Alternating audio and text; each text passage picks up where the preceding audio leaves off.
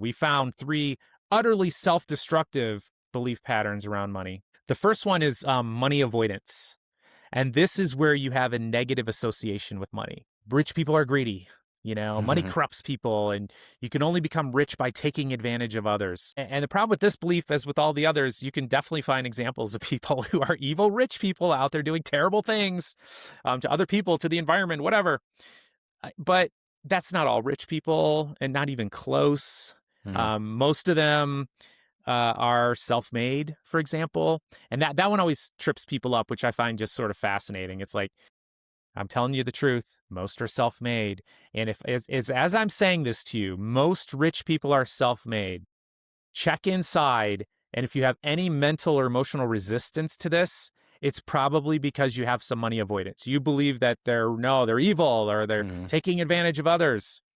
They can't possibly be self-made, Dr. Brad. Eat the rich.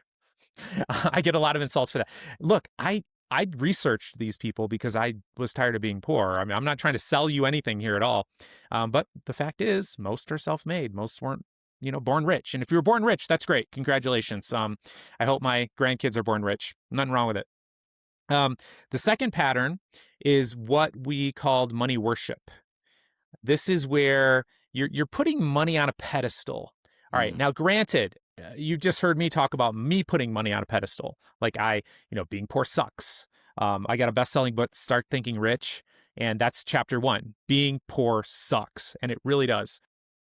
But if you think that being rich is going to solve all your problems, going to make you utterly happy, if you think that buying that car, that watch, you get the right wardrobe, you get the right house, and now you're going to be happy, it's not true.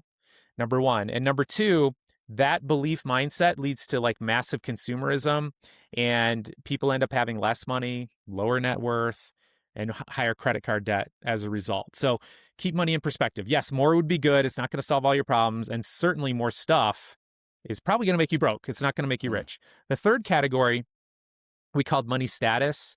And this is the keeping up with the Joneses. These are the flexers on social media. And quite frankly, those people are broke. And you might say, Dr. Brad, that's not true.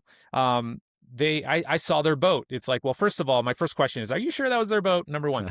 Number two, I'd be like, you sure that wasn't their grandparents' boat or their parents' boat? And number three, I would say maybe they're along the path that most people go along when they get a bunch of money quickly, and that is financial ruin. Are they spending through it all?